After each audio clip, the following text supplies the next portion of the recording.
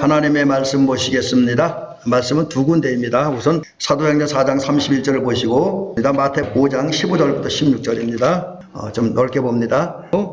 신약성경 193면입니다. 자, 이제 봉독합니다. 빌기를 다하며 모인 것이 진동하더니 무리가 다 성령이 충만하여 담대히 하나님의 말씀을 전하니라.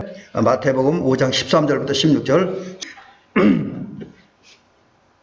너희는 세상의 소금이니 소금이 만일 그 맛을 잃으면 무엇으로 짜게 하리요? 후에는 아무 쓸데없어 다만 밖에 버려져 사람에게 밟힐 뿐이니라. 너희는 세상의 빛이라. 산 위에 있는 동네가 숨겨지지 못할 것이요 사람이 등불을 켜서 말 아래 두지 아니하고 등경 위에 두나니 이러므로 집안 모든 사람에게 비추느니라. 이같이 너희 빛이 사람 앞에 비치게 하여 그들로 너희 착한 행실을 보고 하늘에 계신 너희 아버지께 영광을 돌리게 하라. 아멘.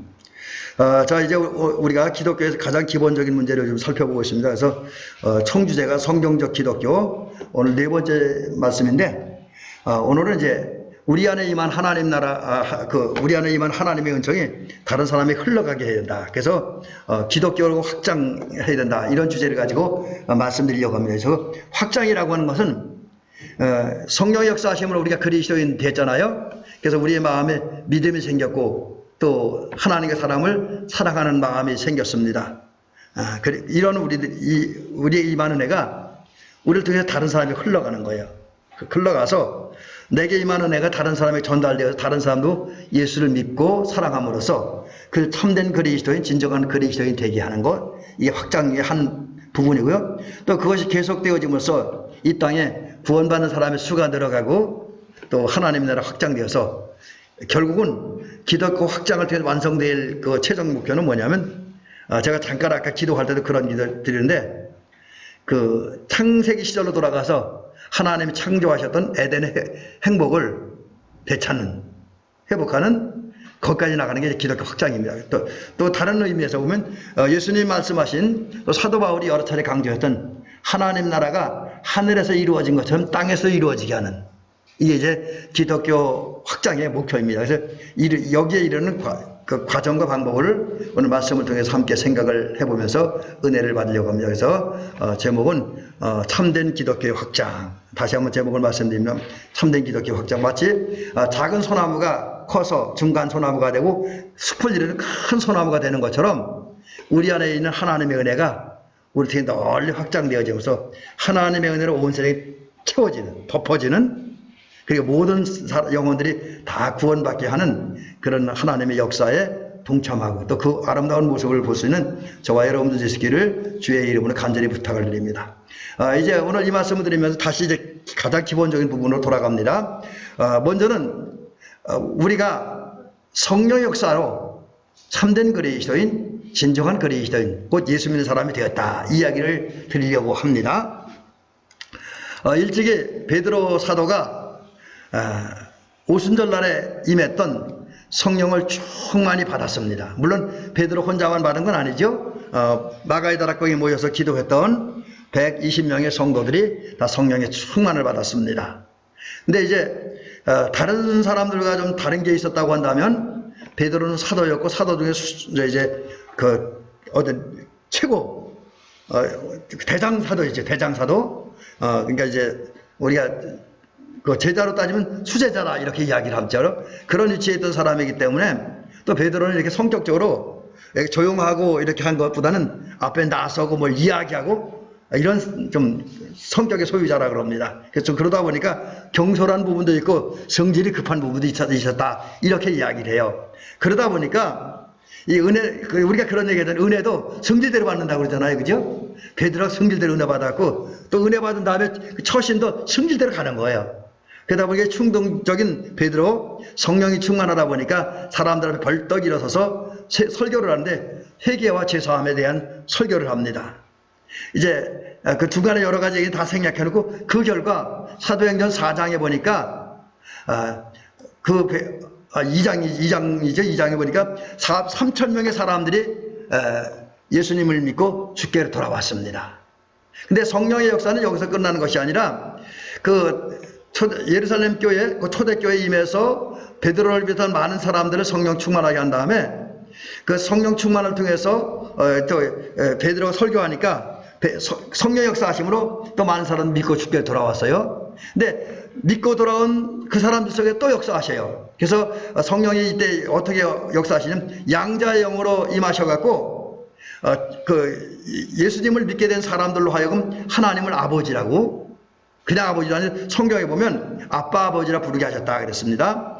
그것을 끝나는 것이 아니라 성령님께서도 모든 존재들, 그래서 여기는 그 성경에는 그 구체적인 존재가 나오지 않은데 여기는 뭐 하나님이 창조한 모든 창조물, 뭐 또 천상에는 이제 천사들까지 다 포함되겠죠. 심지어 마귀 앞에서까지 이 사람은 하나님의 자녀다. 예수님을 영접하고 믿는 초대교회 성도들, 또 오늘은 우리들을 하나님의 자녀라고 증거해 주십니다. 이 사람 하나님의 자녀 증거하고 증명해 주시죠. 그것뿐만 아니라 하나님은 하나님을 아버지라고 부르고 당신이 자녀라고 증거한 사람들 속에 들어서 역사하십니다. 그 역사가 보면 사람들의 마음을 변화시키는 거예요. 그래서 그 전에 제가 어떤 책을 보니까 제가 끝까지 다 안 봐서 좀 보다 말았는데 성령을 통해 변화된 사람들이 뭐 그런 성령을 받고 변화된 사람들의 이야기를 어떤 분이 책으로 썼더라고요. 제가 젊은 시절에 좀 보다가 다 안 봤는데 요즘까지 다 보는데 그때는 안 봤습니다. 근데 그런 성령 역사하면 그 속에서 변화가 일어납니다.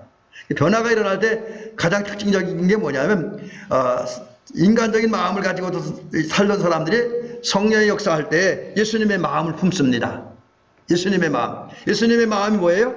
마태복음 11장 29절에 보니까 나는 마음이 온유와 겸손하니, 여기에 보면 온유와 겸손한 마음. 요한복음 13장 1절에 보니까 예수님은 자기 사람들을 끝까지 사랑하시되 그렇게 말씀하고 있습니다. 또 빌립보서 2장 5절부터 8절 사이에 보니까 예수님은 원래 하나님과 동등됨을 취할 것을 여기지 아니하고 이제 십자가에 달려 죽기까지 주의 뜻에 복종하셨다. 그리고 자기를 낮추셨다. 이 이야기를 하고 있습니다. 그래서 예수님은 성육신하신 겸손한 분이다. 뭐 이 정도로 예수님의 마음을 생각할 수 있는데 그런 예수님의 마음 품도록 성령께서 역사합니다. 그래서 성령이 임하는 사람들은 그리고 성령 충만하는 사람들은 시간이 지나면서 생각이 변하고 마음이 변해서 예수님의 마음을 품어야 돼요. 은사와 능력도 받는 것 중요하지만 이게 더 중요합니다. 그 다음에 성령이 역사하니까 예수님의 마음을 품고 살아갑니다. 그럴 때 나타나는 현상이 뭐냐면 성령 열매, 사랑과 희락과 화평과 충성과 온유와 절제, 오래 참음, 인내, 자비, 양선의 인내는 들어갔죠. 자비와 양선의 열매를 맺습니다. 이런 과정 속에서 한 사람이 참된 그리스도인, 진짜 예수 믿는 사람, 온전한 예수쟁이로 바뀌어지게 되지요. 그런데 그러면 이제 성령 역사에서 그리스도인이 되었는데 그리스도인은 어떤 사람이냐? 오늘 말뜻을 보면 이 원어로 보면 예수님을 따르는 자,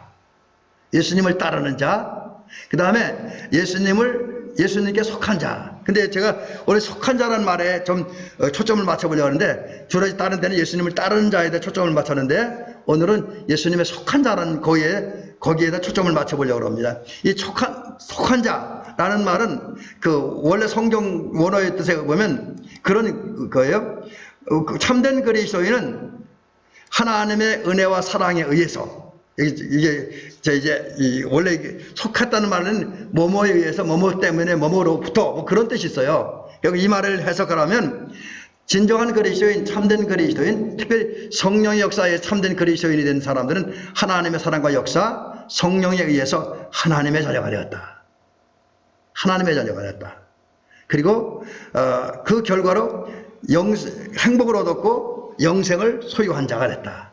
근데 이 전체적 종합을 해보면 저와 여러분들이 진정한 그리스도인에 대해서 하나님께 속한 자가 된 것, 하나님을 따르는 자가 된 것은 누구의 어떤 권면과 설득도 아니고 누가 말을 잘해서 거기 간복한 것도 아니고 그 다음에 내가 어떤 선한 의지가 있어서도 아니라 오직 성령의 역사다.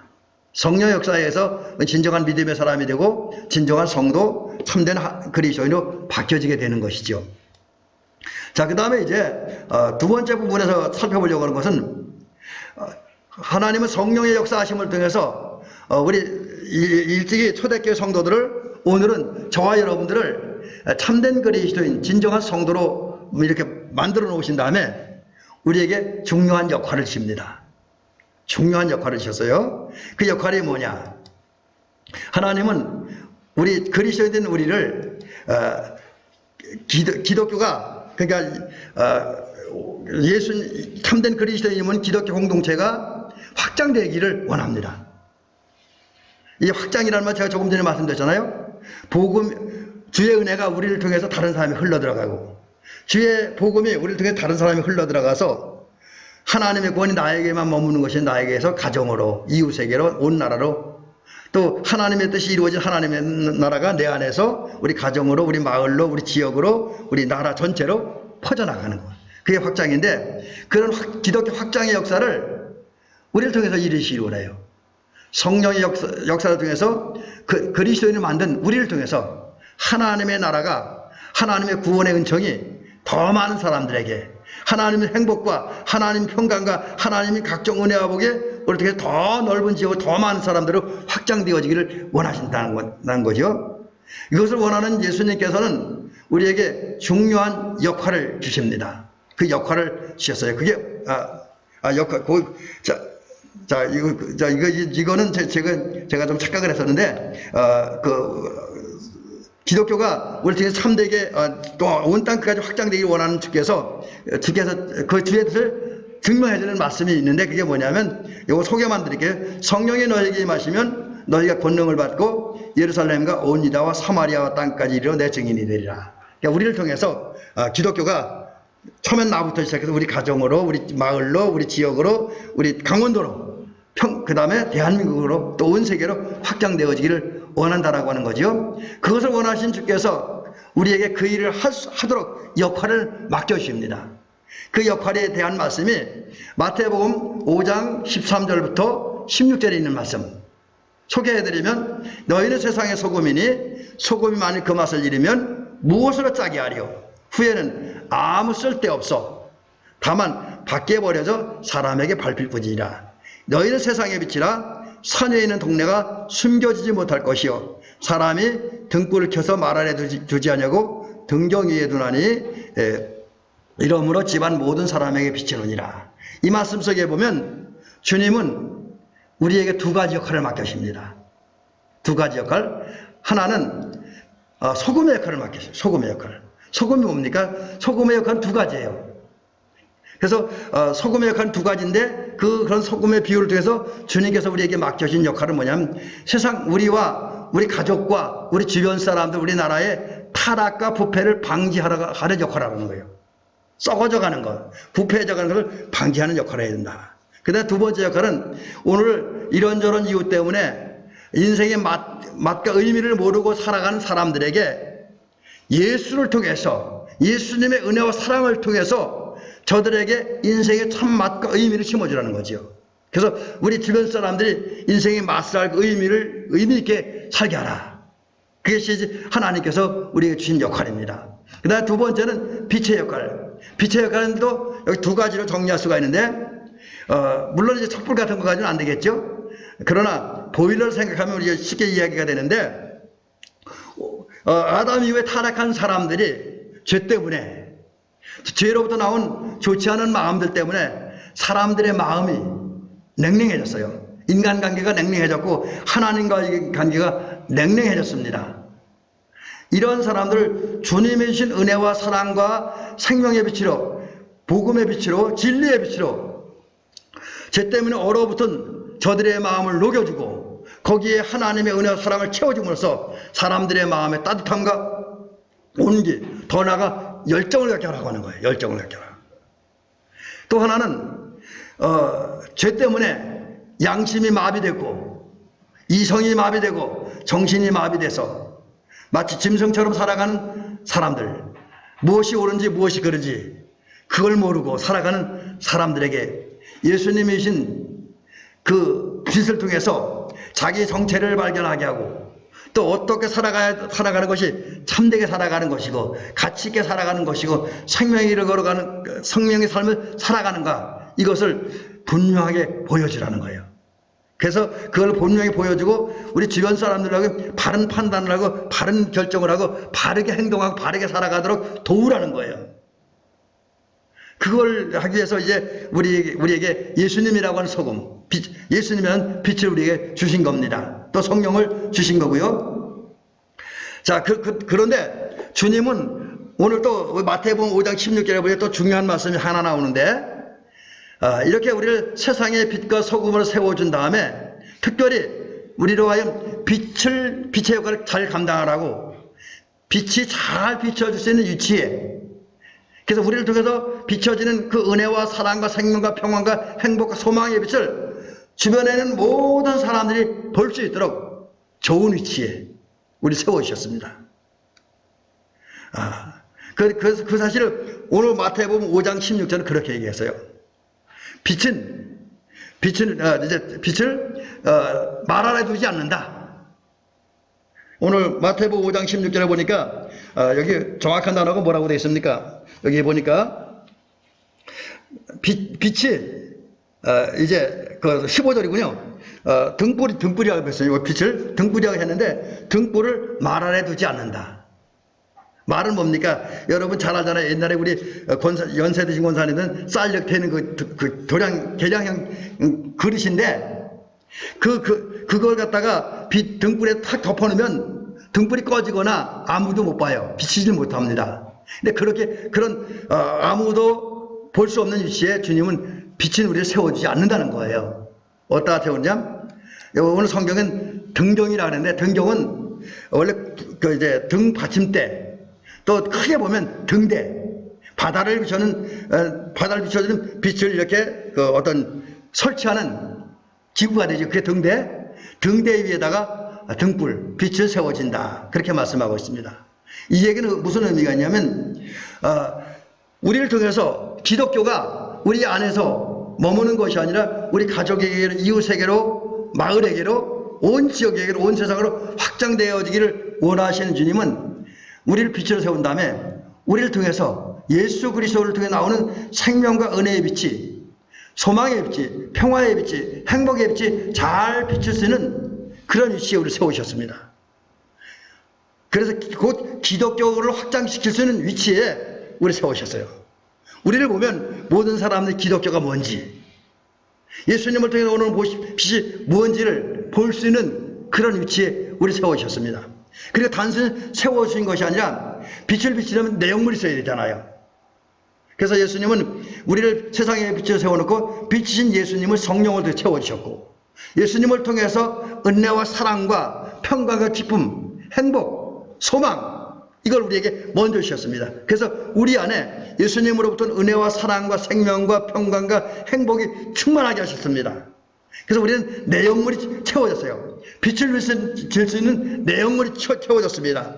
그래서 능력의 영인, 권능의 영인, 그 다이나마이트 같은 폭발력을 가진 성령을 주심으로 우리로 하여금 예수님을 통해 나온 그 좋은 은혜와 사랑의 빛을 비출 수 있는 힘을 주셨고, 능력을 주셨고, 지혜를 주셨고, 환경과 상황을 만들어 주셨습니다. 이것이 우리를 통해서 기독교를 확장시키기 위한 주님의 역사입니다. 자, 그러면 이제 우리가 어떻게 해야 주님이 원하는 대로 이 어두운 세상에 예수 그리스도로부터 오는 생명의 빛을, 소망의 빛을, 기쁨의 빛을, 평화의 빛을, 행복의 빛을 비칠 수 있는가 하는 겁니다. 우선 우리가 너희는 세상의 소금과 빛이라고 하는 이 말씀을 오해하면 안 됩니다. 어떤 분들은 우리가 세상의 소금과 빛이니까 우리가 뭔가를 해야, 뭔가 위대한 일을 해야 이제 우리가 세상 속에서 소금과 빛의 역할을 감당할 수 있다라고 생각을 합니다. 그러나 이건 아닙니다. 우리는 우리 스스로가 빛이 될 수 없고 등대가 될 수 없습니다. 소금이 될 수 없습니다. 왜? 우리도 세상 사람들과 똑같은 죄인이기 때문에, 우리도 허물과 실수가 많기 때문에. 그렇다고 한다면 우리가 어떻게 해야 주님 명하신 생명의 빛, 은혜의 빛, 사랑의 빛, 그 예수님을 통해서 오는 그 빛을 세상 사람들에게 비칠 수 있을 것인가? 바로 다시 한번 사도행전 4장으로 돌아가고 2장으로 돌아가 본다라고 하면, 또 우리 거기에 나타난 믿음의 선배들의 모습을 본다라고 한다면 성령이 우리 안에 임하고 성령이 우리 안에서 역사해야 됩니다. 이게 결국 성령입니다. 성령이 우리 안에 임하고 역사할 때 우리 진정한 그리스도인이고, 성령이 우리 안에 임하고 역사해야 우리가 빛을 발할 수 있고 소금의 역할을 감당할 수가 있습니다. 그러므로 우리에게 필요한 것은 어떻게든지 에베소서 5장 18절에 있는 것처럼 성령으로 충만한 성도, 술 취하지 말고 오직 성령의 충만을 받음으로 성령 충만한 성도, 그래서 성령의 지배와 다스림을 받는 사람들이 되어야 됩니다. 그리고 그러한 성령 역사를 통해서 아까 말씀드린 것처럼, 또 지난번에도 말씀드린 것처럼, 하나님께서 성령을 우리에게 주신 목적이 예수님의 마음을 품게 하게 주셨는데, 그렇습니다. 성령 충만한 다음에 성령의 감동과 인도를 통해서 저와 여러분들은 예수님의 마음을 품어야 됩니다. 그리고 예수님의 마음을 품고 예수님처럼 살아가면서 사랑과 희락과 화평과 충성과 온유와 절제와 인내와 자비와 양선이라고 하는 성령의 열매를 맺어야 됩니다. 그리고 날마다 믿음을 살아야 돼. 글쎄 이게 뭐 성령 열매를 맺는 게 먼저냐, 믿음을 사는 게 먼저냐, 그러면 이거는 순서를 이야기하기는 좀 그래요. 그러나 하여튼 그 과정 속에 등장하는 얘기들이기 때문에 순서는 다를 수 있습니다. 하나 중요한 건 우리 성령 충만 받고 예수님의 마음을 품고 믿음을 사는 가운데 성령 열매를 맺어야 됩니다. 그러는 가운데 진정 예수님을 믿는 성도의 모습을 갖추고 성도의 자리를 지키며, 더 여기는 나가서 조금 다시 나오겠습니다. 그 사명을 감당하기 위해서 우리는 우리 예루살렘 교회 성도들이 성령을 충만히 받은 다음에, 특별히 체포됐다가 훈련한 사도들이 왔을 때 함께 사도들과 기도했던 성도들이 성령의 충만을 받은 다음에 하나님의 말씀을 전했던 것처럼, 저와 여러분들이 세상의 빛을 비추려면 성령 충만 받은 다음에, 제가 조금 전에 말씀드린 예수님의 마음을 품고 믿음을 살고 성령의 이름을 맺고, 그게 성도의 모습도 갖추고 성도의 자리에서 복음을 전함으로 복음을 전해야 한다라는 것이요. 자, 이게 우리의 역할인데 실제로 우리 믿음의 선배들은 그런 역할을 감당했습니다. 그래서 제가 그 작은 제목을 그리스도인 된 자들의 삶이라고 작은 제목을 붙여봤습니다. 참된 그리스도인들, 성령의 역사에서 예수님의 마음을 품고 예수님을 믿고 예수님을 사랑하는 참된 그리스도인들은 결국은 어떻게 변하느냐, 우리들을 통해서 기독교를 온 세상을 확장시키려고 하는 주님의 뜻을 외면할 수 없습니다. 주님의 뜻에 무관심할 수도 없고 주님의 뜻을 거부할 수도 없습니다. 진정한 성도가 되면, 곧 예수님을 믿고 예수님을 사랑하면, 하나님을 사랑하면 이 사람들은 결국 자기를 통해서 기독교를 확장하려고 하는, 그래서 온 세상 사람을 구원하고 온 세상 사람들에게 하나님의 나라가 임하게 하고 온 세상 사람들이 하나님의 은혜에서 행복하게 살게 하려고 하는 그 주님의 뜻을 외면할 수가 없습니다. 이걸 외면한다고 하는 것은 하나님을 덜 사랑한다는 거예요. 참된 그리스도인이 못 되었다는 거예요. 참된 그리스도인이 되면 하나님의 뜻을 외면할 수 없습니다.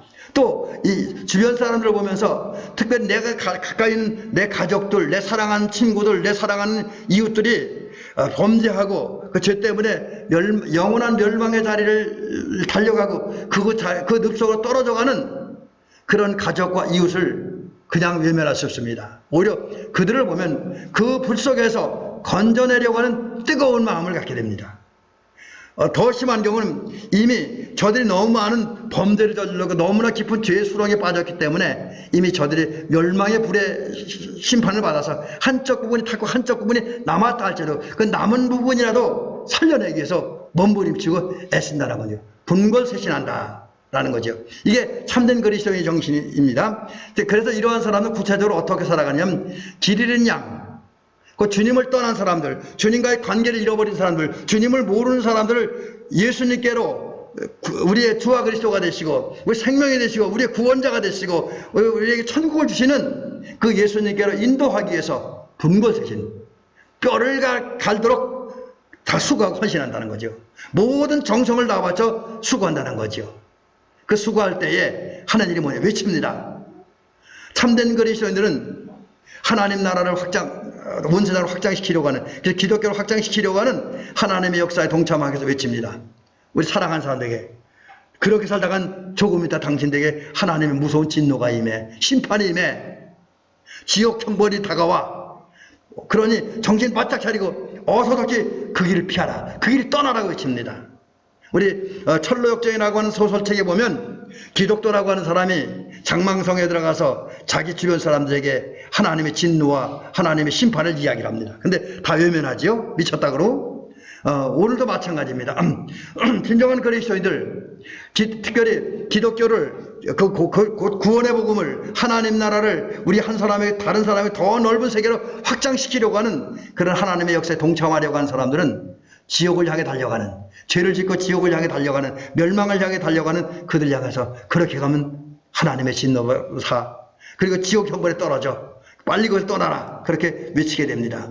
그리고 동시에 외치기만 하는 것 끝나는 것이 아니라 그들 될 수 있는 대로, 또 조그만 것이라도 기회가 오면 선을 행합니다. 의를 행하고 거룩을 합니다. 또 악한 길에서 떠나라고 외치고요. 그 다음에 이제 하나님 나라에 들어가기 필요한 절제, 정의, 덕에 대해서 가르칩니다. 하나님 나라에 또 심판을 피해서 장차 올 심판과 악한 자에 대한 주님의 심판에 대한 경고도 들려줍니다. 더 나아가서 계속 외치는 게 영적인 일에 무관심한, 사실 오늘의 현대인들, 우리가 이제 저는 우리 동영 목사님들이나 후배 전사님들이나 목사님들하고 만나면 가끔가다 그 얘기해요. 특별히 후배들한테, 야, 우리는 이제 목회 얼마 안 남았으니까 괜찮지만 너네들 어떻게 할래? 저는 이제 한 5, 6년만 하면 목회 끝나거든요. 길어야. 근데 우리 후배들은 20년, 30년, 10년 이렇게 남은 친구들이 있어요. 그 친구들 보고 그래요. 야, 우리는 다 끝나도 괜찮아. 너희들 어떻게 목회할래? 점점 시대는 영적인 일에 무관심한 세속화되는 시대가 되는데 어떻게 목회할래? 이제 그런 얘기들을 가끔가다 합니다. 근데 여러분, 참된 그리스도인은 그렇게 영적 일에 무관심하고 흑암과 죽음의 그늘 아래 누워있는 자, 불신의 자리에 누워있는 자, 그들을 향해서 외칩니다. 잠자는 자여 깨어나라. 죽은 자들 가운데 일어나. 그리고 예수께 나오라. 그렇게 이야기를 합니다. 반면에 자기가 보면서 잠에서는 깨어났어요. 근데 아직 주님을 은혜를 체험하지 못해서 하나님의 진노 때문에 탄식하고 두려워하는 자들이 있습니다. 요즘 사람들은 영적으로 잠든 자, 무관심한 조금 나은 자인데 아직은 전 문제가 있는 자. 이걸 굳이 따진다면 회심하기 전에 웨슬레 목사님의 영적 상태 똑같은 거예요. 종교 생활은 열심히 했지만 기쁨이 없고 뭔가 불안하고 답답한 그 모습에 있는 사람이에요. 그런 사람을 향해서 권면의 말씀, 위로의 말씀을 전합니다. 걱정하지 마. 너를 변호하는 자, 너의 대언자 예수님이 네 곁에 계셔. 그게 너를 위해 하나님 보좌 우편에서 중보기도 하고 있고 너를 위해서 변호하고 있어. 이 말을 통해서 잠에서는 깨어났으나 아직 은혜를 받지 못함으로 탄식하는, 불안해하는, 공포 속에 살아간 사람에게 위로를 하고 격려해 줍니다. 그러면서 그래도 은혜 받는 데 필요한 게 또 하나가 방법이 선이니까 선을 행하도록 이렇게 자극을 하고 권면을 합니다. 이게 이제 참된 그리스도인의 삶이고 우리 신앙의 선배들도 그렇게 살았습니다. 자, 그런데 우리 예수 믿는 사람이 이렇게 살아갈 때에 사람들의 반응은 과연 어떨까? 세상의 반응은 어떨까 하는 겁니다. 여러분, 성령 역사하심으로 주의 은혜로 참된 그리스도인이고 이들이 전도하고 그 전도하는 가운데 기독교가 확장되어 나간다면 영적인 면에서 보면 좋은 일이잖아요. 그죠? 분명 좋은 일입니다.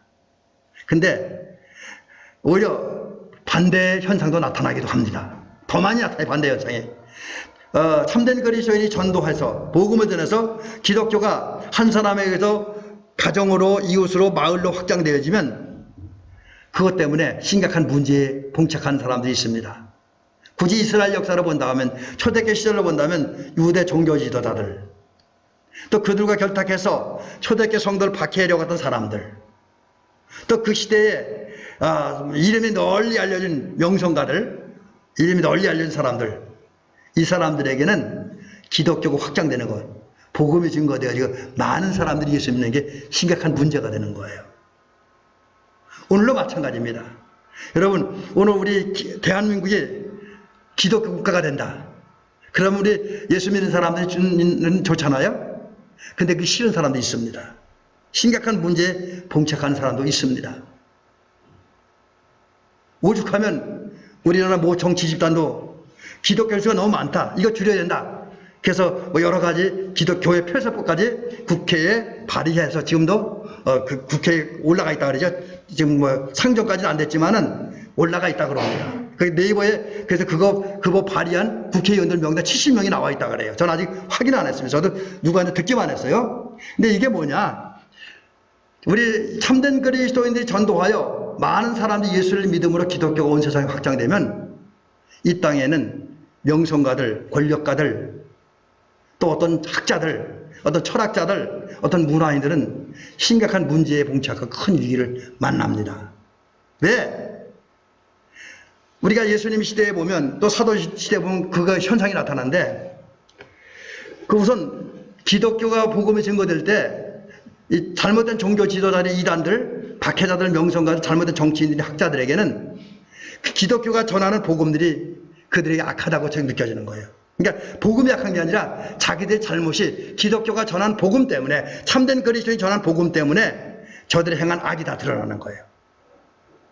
잘못된 게 드러나는 거예요. 오늘 저와 여러분들이 진정한 하나님의 말씀을 전하면 그 말씀을 들은 사람들 중에는 이게 내가 나의 허물이 드러나는구나, 나의 희책이 드러나는 것을 절실하게 느끼는 사람들이 있습니다. 또 기독교가 왕성하게 확장되면 그 결과로 말미암아 세상에서 명예와 인기를 누리는 사람들이 그 명예와 인기를 잃어버려요. 옛날에는 그대 동력자들이 복음을 들으면서 변화되었고 그들 떠납니다. 이 권력가들이나 명문가들, 박해자들 입장에서 보면 자기 친구도 잃어버린 거예요. 자기 동료들을 잃어버립니다. 또 그렇게 되면서 자기들이 인기도 떨어지고 존경도 받지 않고 또 그전에는 자기들의 권력 때문에 자기 돈 때문에 많은 사람이 자기들 앞에서 굽신굽신했었는데 예수님을 영접한 사람은 그게 중요한 게 아니라는 걸 깨닫고 이제 돈 앞에, 권력 앞에, 명예 앞에 굴복하지 않습니다. 아첨하지 않아요. 이게 또 권력자들이나 돈 있는 사람들, 인기 많은 사람들 앞에는 좋지 않죠. 정의도 표하지, 존경심도 표하지 않습니다. 그렇기 때문에 박해자와 악한 자들, 권력자들, 잘못된 종교인들은 이런 참된 기독교인들 때문에 속이 상하니까 이렇게 외쳐요. 우리가 얼마 전에 잘 살았는데 인기를 누리면서 명예를 누리면서 권세를 누리면서 부를 누리면서 세상을 지배하면서 잘 살았는데 저 예수쟁이들 때문에 너무 많은 사람이 변했어. 이제 저들이 변해서 우리 편이 아니라 저들 편이 됐어. 그리고 저들의 떠드는 소리 때문에 우리는 세상 사람들 신용을 잃게 되었어. 인기를 잃게 되었어. 그래서 나는 기분이 너무너무 나빠.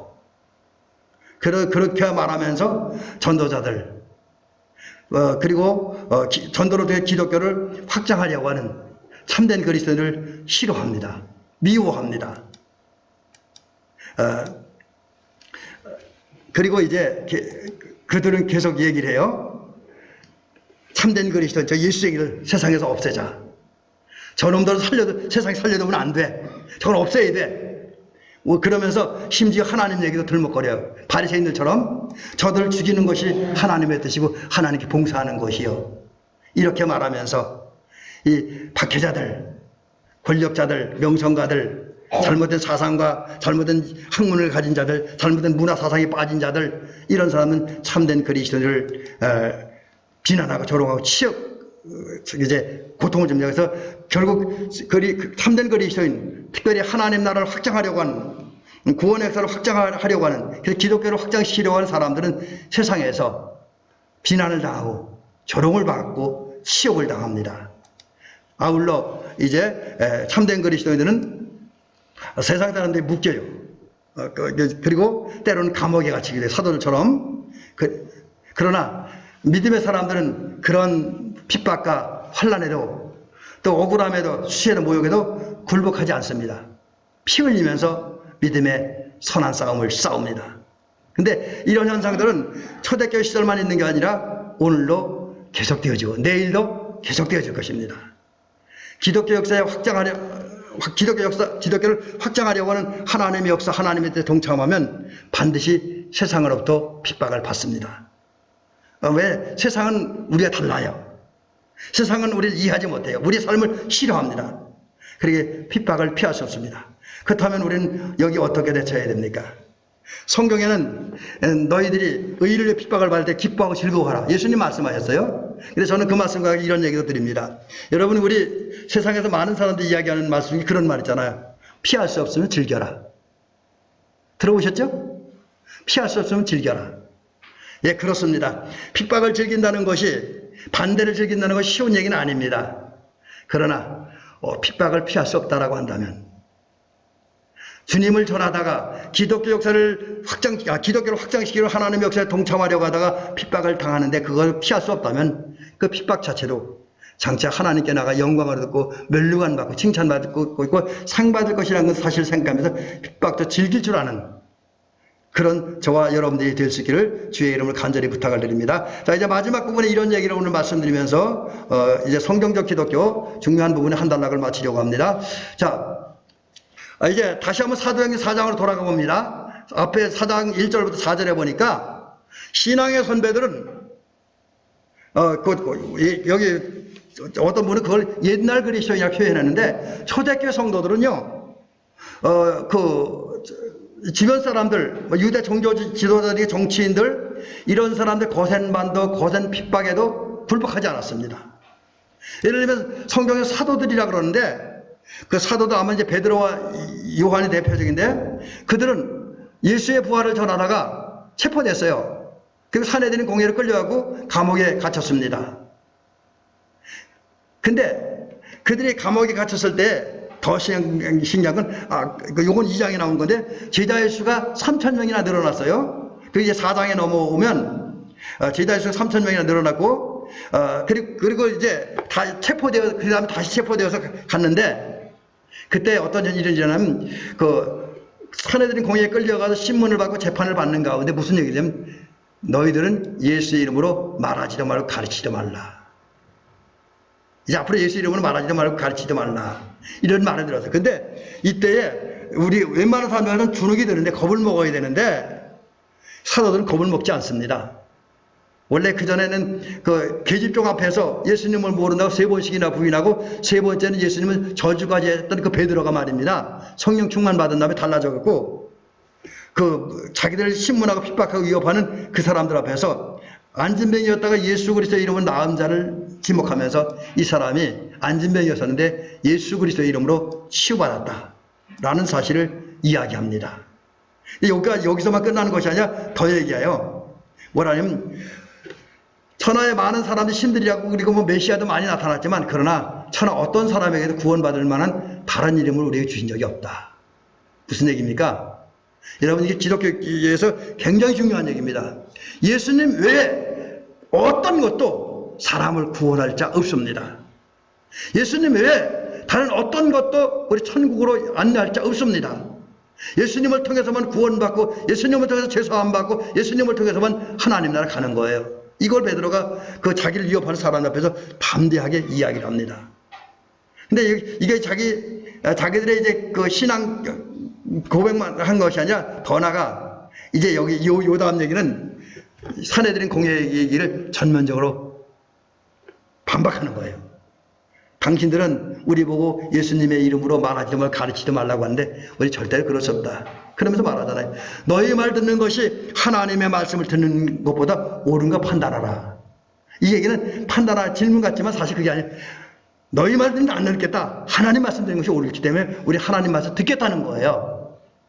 그래서 계속해서 앞으로 예수님 이름으로 말하고 가르치고 사역하겠다는 겁니다.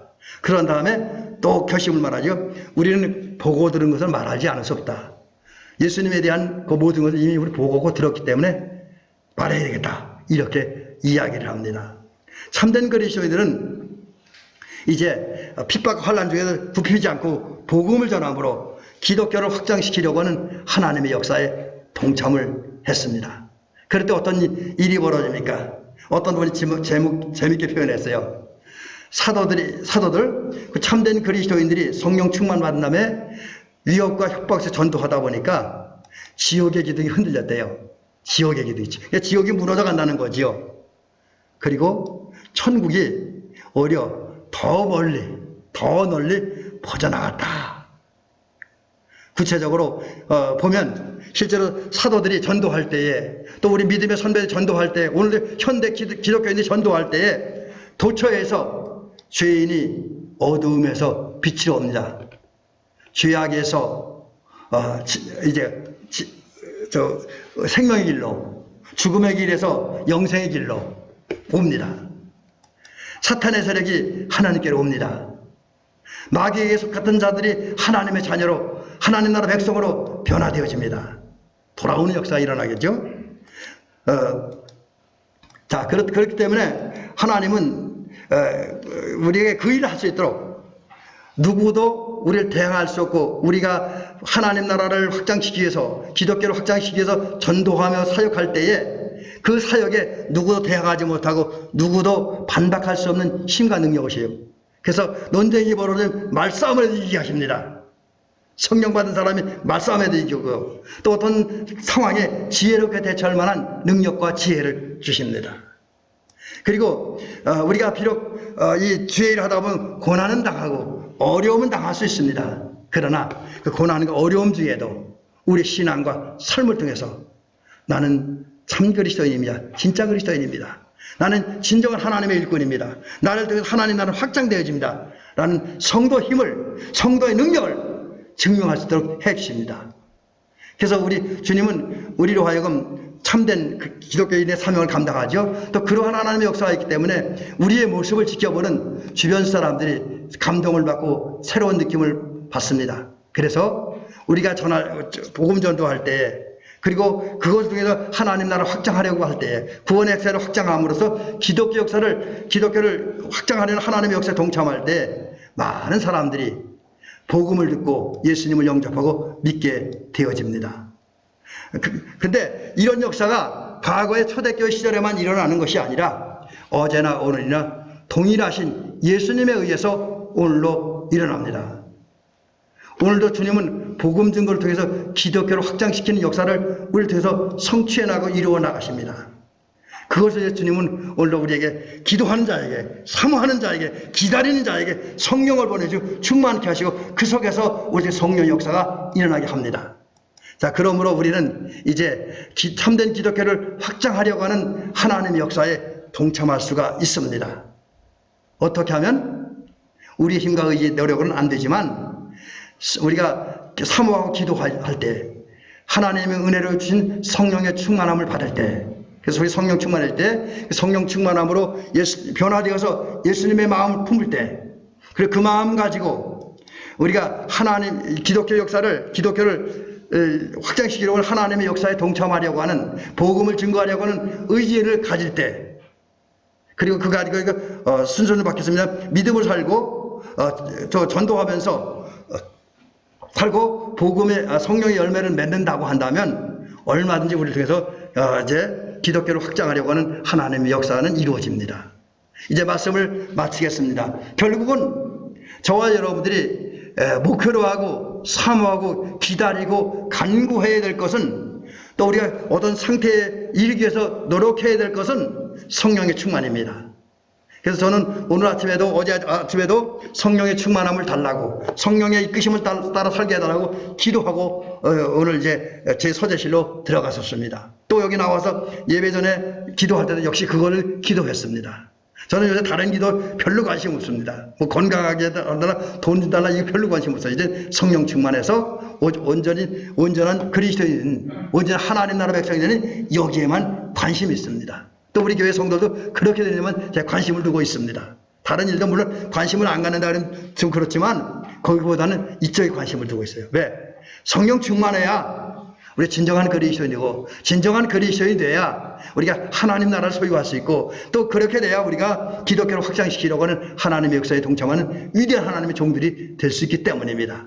그러므로 살아가는 대민교 성도 여러분, 이제 여러분 기도할 건 많이 있습니다. 사모할 건 많이 있습니다. 이루어야 할 일도 많이 있습니다. 해야 할 일도 많이 있습니다. 그러나 그중에 가장 중요한 건 성령이 충만하여 온전한 그리스도인 되는 거. 이걸 삶의 목표로 삼고 이것을 위해 기도하시고, 그리고 그 기도 응답으로 성령의 충만을 받고 그 성령의 역사를 통해서 여러분들이 먼저 예수님을 믿고 사랑하는 온전한 그리스도인이 될 수 있기를 주의 이름으로 간절히 부탁을 드립니다. 그런 다음에 그 사랑의 마음을 품고 나가서 예수님이 명하신 복음을 전함으로 기독교를 확장시키려고 하는 하나님의 역사에 동참하는 우리 모든 성도들이 되어지기를 주님의 이름으로 축원합니다.